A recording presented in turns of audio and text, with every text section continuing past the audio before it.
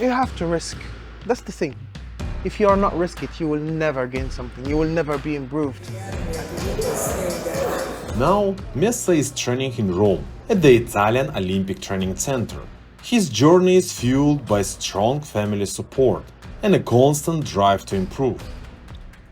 It's nice. It's a family business.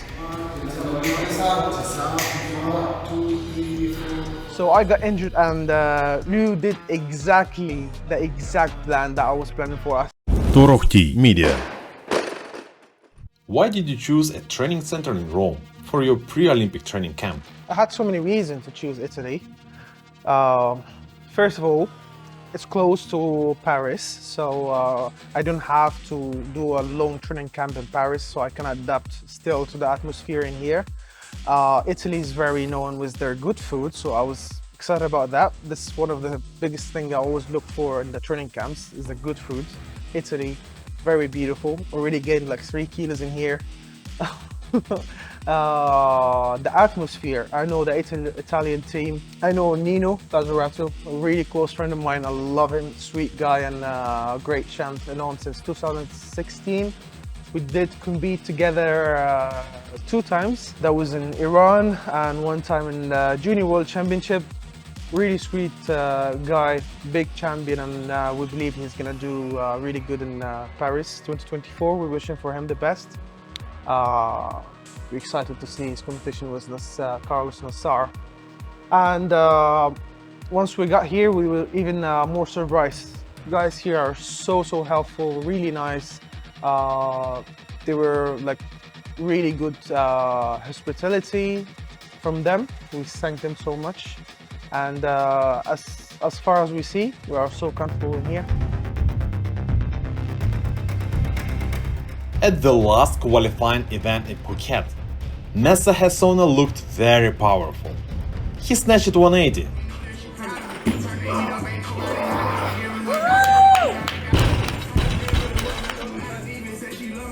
And was lifting very heavy weights in training.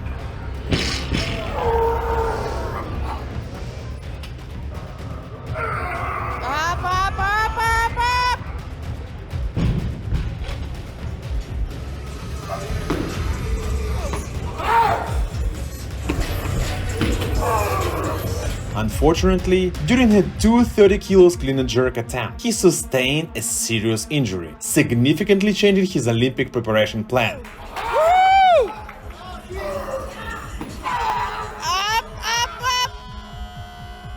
Today, our focus is on Tokyo Olympic gold medalist Messa Hessona, his recovery, and his readiness for the upcoming events. Who's first? My name is Faris. This is my name, but Miso is a nickname, and we used to pass it in my family from generation to generation. So I have my uncle, his name was Miso. My grandfather, brother, his name was Miso, and like I think his uncle too. So Miso is a name that we used to pass it from generation to generation, and now we're waiting for like all my generation, for all of us to have kids, and then the oldest person in the family is gonna choose 1 kid, and we're gonna name him Miso. So we keep the name passing down. And Miso means it came from the name Musad, which is mean a happy person or like a smiley person.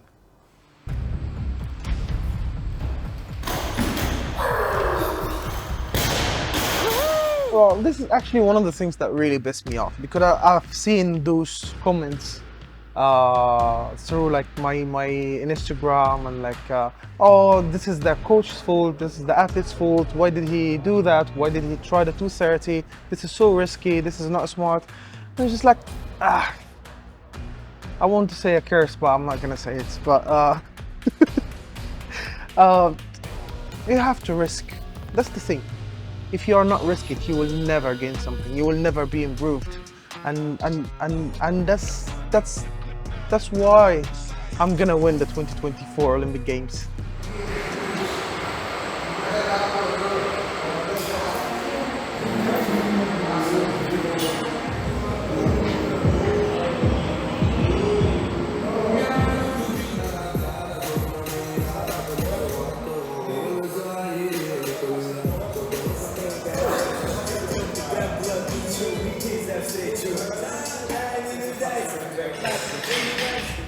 has bbeen 3 months since the injury, and just a few days remain until the start of the Olympic Games in Paris.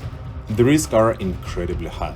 According to the rules, no matter how strong you are during the Olympic cycle, the medal goes to the one who makes it to the finish. We got injured, accidents happen, not just with me, it was every athlete in the world. You don't know when the injury is gonna get you. We were prepared and was ready for that 230, and I think maybe that's how I injured myself, because maybe I got a little bit cocky. I was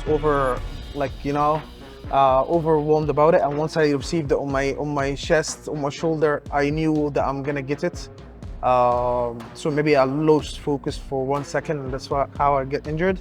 But anyway, I think we did what we needed to do that day.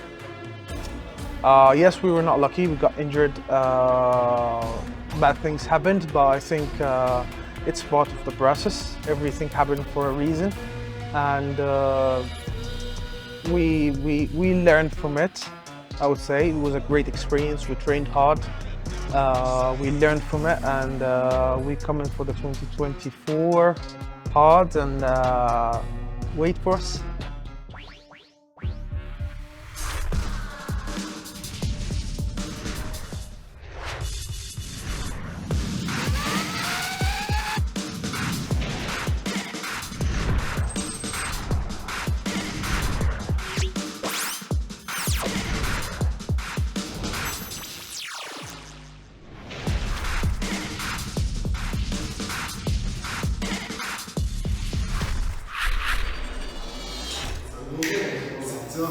Ça va. 1, 2, 3, 4, 5.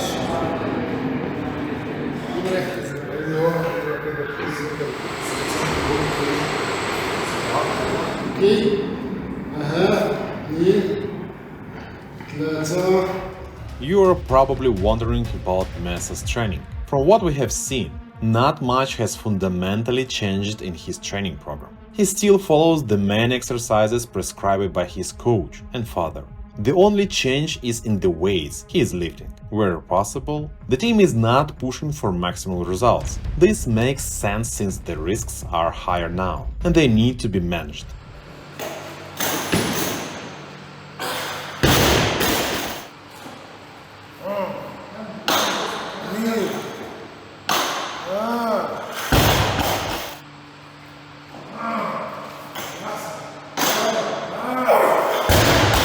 Messa's training regimen includes learning from the best in the sport. He has had the privilege of training alongside top athletes. So, it's actually a really good thing to try to do training camps with different athletes, especially great athletes.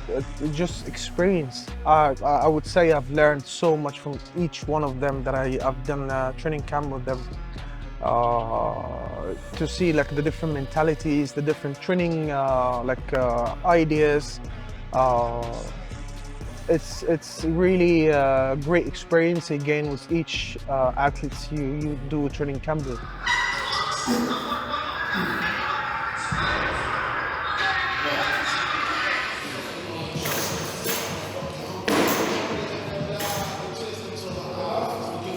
Messa known for his strong clean and jerk, and he has recently improved his performance in snatch, addressing a historical weakness. So as you know, we've been always a little bit far in the snatches. So we worked on it really hard in the last few years, I would say. I think mainly I tried to work more on the technique.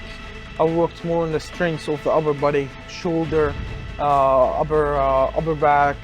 Try to get like the arm stronger. Still working, like still not the 100% that I'm aiming for, but we're getting in there. I think I would be satisfied with 185 snatch, so this is gonna need some hard work too. In Thailand, Chinese Liu Huanhua set a new clean and jerk record of 232 kilos, which motivates Messa to surpass such benchmarks. I was happy for the guys, of course. I think the only thing was pissing me off, that I was angry about, because that's a funny story. Before we get in the competition there, in our training camp in Thailand, in Bangkok, What exactly he did in the competition, it was exactly what we were planning for. So when I was sitting with the coach, he said, your first attempt in this match is going to be 77, 78. Your second attempt is going to be 81. And the third attempt is going to depend about the competition.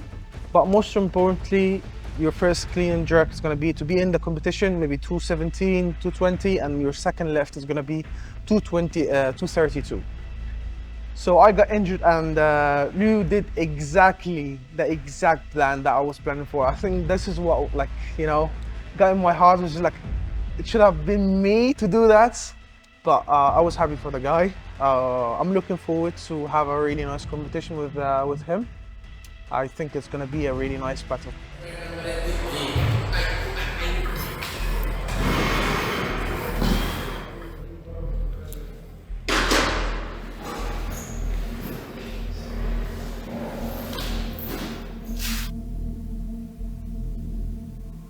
Coached by his father and brother, former weightlifters, Mesa values their support, despite the challenges of balancing family and sports. It's nice. It's a family business, so I think it's a really great thing to have your family, your father and your brother, in the team, because they give their 100%. They give their best. They put all the hard works in this trip, and they get in the best out of them, and I'm trying to do the best for them too, to make them proud, so I do the best out of me. I think it's the challenge is I'm trying to make them proud, the family. So I would say it's more pressure, but still it's a really good push for me.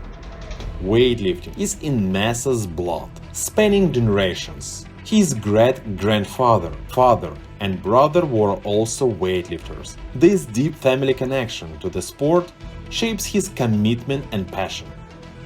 Mesa always stands out because he loves to be unique. You will spot him with the big smile, rocking different weightlifting shoes and sporting bright training gear. His good vibes spread positivity everywhere. As Mesa continues his preparation for the Paris 2024 Olympics, the upcoming battle in the men's 102 kilos category promises to be one of the most interesting at this Olympics. The Tarafty media team sends their best wishes for his recovery. And remember, till the next time, warm body and cold mind. The legacy we want to leave behind. I think I want to be remembered with was just the guy who gets up on the stage with a smile, trying to leave a good vibe wherever he goes, and did the best out of him and make it to the top.